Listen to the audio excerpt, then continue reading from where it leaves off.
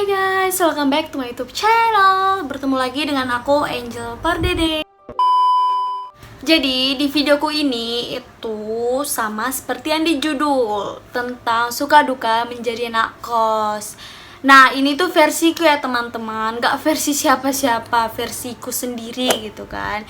Karena aku itu pengen berbagi ke kalian kan. Siapa tahu kalian ingin merantau ataupun buat yang mahasiswa yang masuk perguruan tinggi negeri yang daerahnya lumayan jauh sama daerah yang kalian tuju itu, kan terpaksa kalian harus ngekos. Jadi aku mau berbagi ke kalian apa sih suka dukanya kalau kita ngekos kayak gitu. Tapi sebelum itu kalian harus subscribe dulu ya channelku ya biar aku tuh kayak semangat gitu kan buat videonya. Dan aku juga akan buat video-video yang berguna buat kalian, apalagi khususnya untuk mahasiswa ya yang ingin merantau kayak gitu. Tapi yang pertama itu aku akan bahas dulu di bagian dukanya ya baru nanti terakhirnya aku akan bahas sukanya. Jadi yang pertama itu di bagian dukanya adalah mandiri. Ya kalau kalian udah sah menjadi anak kosan, so pasti kalian itu akan diajari mandiri. Mungkin waktu kalian sekolah, waktu bersama orang tua, apapun yang ingin kalian minta atau apapun kebutuhan kalian itu pasti dituruti sama orang tua. Tapi kalau kalian sudah jadi anak kosan, nggak bisa kayak gitu. Kalian itu melakukan apapun itu serba mandiri. Ya mau kalian masak, nyuci kain, nyuci piring, atau bereskan kosan, itu kalian itu harus sendiri. Mau kemanapun kalian itu juga harus sendiri. Dan kalaupun kalian sakit kayak gitu, itu kalian juga yang sendiri yang merawat diri kalian. Makanya kita diajari lebih mandiri lagi kalau kita sudah sah menjadi anak kosan. Apalagi mengatur keuangan ya, kalian itu harus bisa dan benar-benar harus belajar sih. Tapi belajarnya itu nanti kalau kalian sudah sah menjadi anak kosan. Yang kedua itu adalah hemat. Kenapa aku bilang hemat? Karena hemat itu penting teman-teman. Ya untuk anak kosan yang baru mungkin kan merasa bebas tuh dalam mengatur keuangan. Jadi kalian itu nggak tahu hemat gitu loh. Kalian pengen beli ini, pengen beli itu. Namanya kan kalian istilahnya keluar dari zona nyaman kalian kan. Jadi kalian itu merasa bebas. Kalau kalian terus melakukan itu terus-terusan, nanti uang kalian itu bakal cepat habis. Mending kalian hemat, pintar mengatur keuangan kalian sendiri. Caranya gimana? Nah, aku kasih tahu ya. Contohnya nih, kalau kalian masih mahasiswa baru ya kan, baru pertama datang. Jadi kan aku nggak kenal siapa-siapa tuh. Nah, aku kan punya Facebook kan. Jadi aku tengok itu di marketplace-nya kan, ada yang menjual barang-barang bekas untuk anak kosan gitu. Nah, seperti tempat masak nasi gitu kan, baru kompor gas atau sejenis-jenisnya peralatan dapur itu kalian beli aja sebutuhnya, kayak piring bekasnya, gelas bekasnya gitu kan, atau sendok bekasnya kalian beli aja berapa biji gitu, itu pasti nggak mahal kok. Jadi daripada kalian itu makan di luar terus, itu pertama itu nggak sehat, terus itu menghabiskan biaya banyak. Kalau kalian hitung 30.000 dalam sehari itu dua kali makan ya, tergantung dari kota kalian itu berapa sih nasinya harganya di kota kalian. Contohnya kalau di aku di Bali ini ya paling kecil itu 15.000. Nah 15.000 dikali 2, aku makan itu sehari 2 kali gitu kan, dikalikan lagi selama sebulan ya habis 600an lebih dong kan. Makanya itu kalian itu hemat.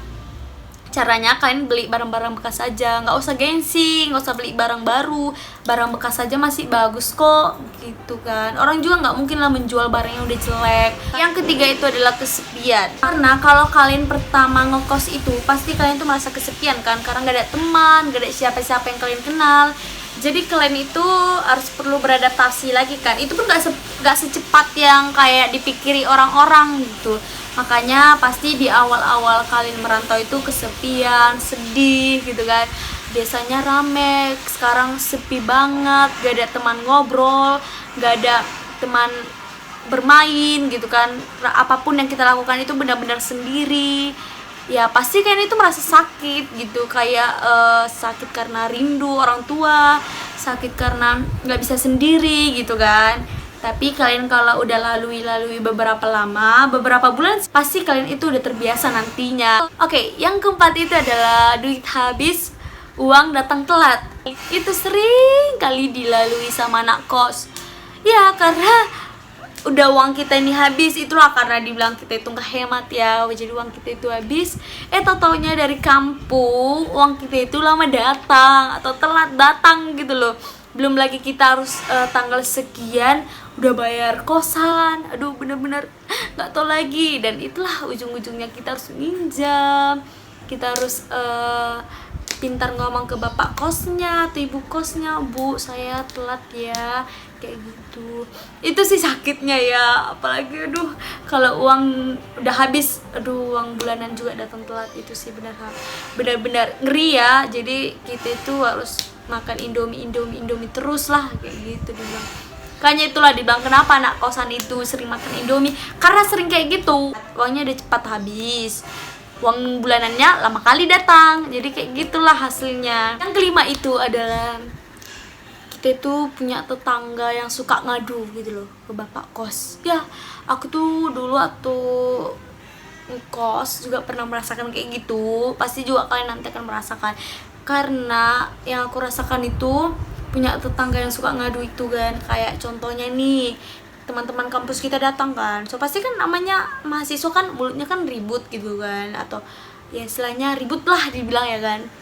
Jadi datang nih tetangga kos kita yang suka ngadu, bu ini si Angel suka bawa teman ininya kampus ke kosannya rame-rame, jadi buat saya terganggu gitu loh. Aku tuh nggak suka kayak gitu tetangga, pokoknya apapun itu suka ngadu. Contohnya nih lagi, kita bawa peliharaan kita, kayak aku punya dogi ya kan.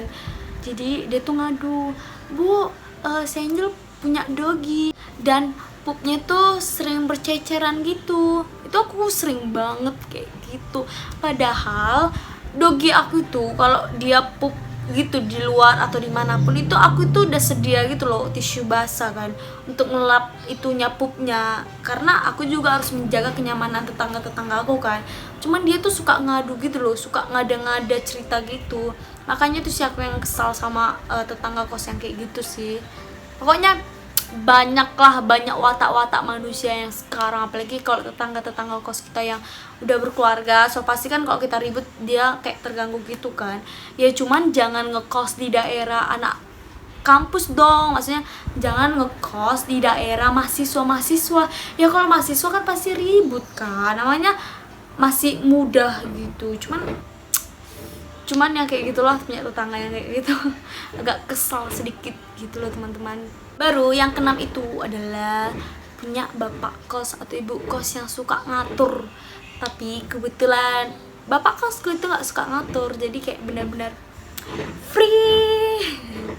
Dia tuh bapak kos ini baik loh gitu. Tapi aku pernah juga ketemu sama bapak kosku yang dulu banget lah dia tuh suka ngatur kali ya, sedikit berserak, sedikit berantakan sampah gitu kan di depan kos kita itu merepet, ini ya tolong dibersihkan. Terus apa lagi tuh ya,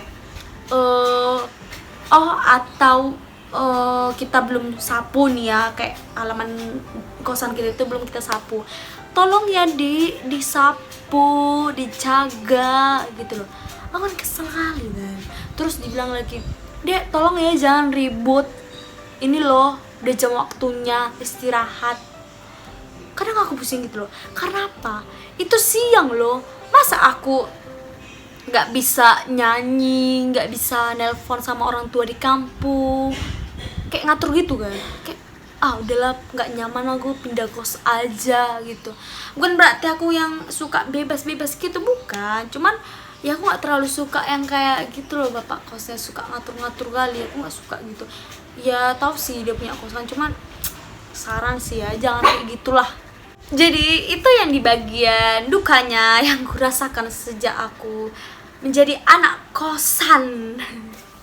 Itu dukanya teman-teman, lumayan banyak ya dukanya itu sih. Kalau sukanya ada sebagian, nanti aku akan ceritakan. Di bagian sukanya, sekarang aku akan berbagi ke kalian.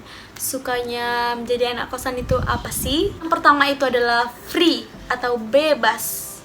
Apalagi kalau kalian yang baru pertama merantau ya kan, pertama jadi anak kosan, mungkin dulu kalian itu diatur sama orang tua kalian, bangun harus cepat, tidur harus cepat, makan harus teratur, harus nyuci piring, nyuci kain atau apalah itu ya kan. Atau mungkin dulu kalian suka berantem sama abang kalian, kakak kalian, tapi sejak kalian merantau itu nanti kalian gak rasakan yang kayak gitu lagi, dan kalian tuh benar-benar bebas melakukan apapun itu, bebas kalian gitu.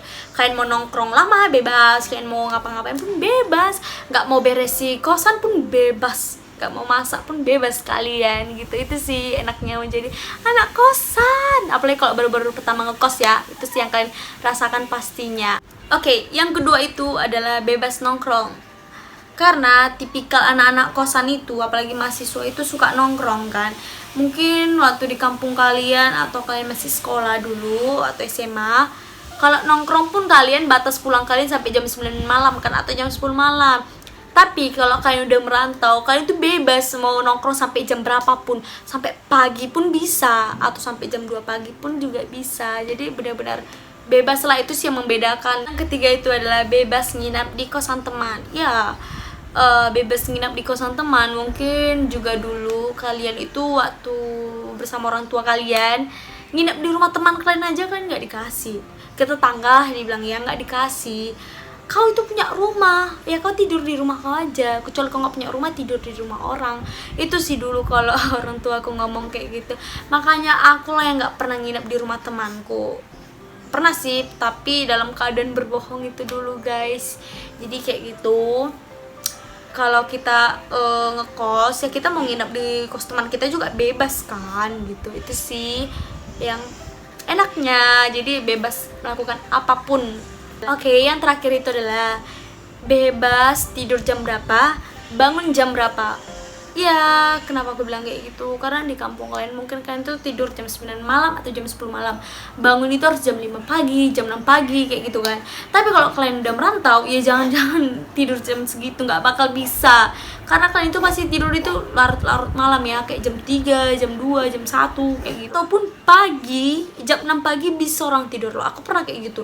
Jam 7 pagi aku bisa tidur, jam 6 pagi aku bisa tidur. Toh nanti aku bangun jam 3 sore gitu. Itu sih pernah aku lalui. Pasti kalian juga nanti akan merasakan seperti itu.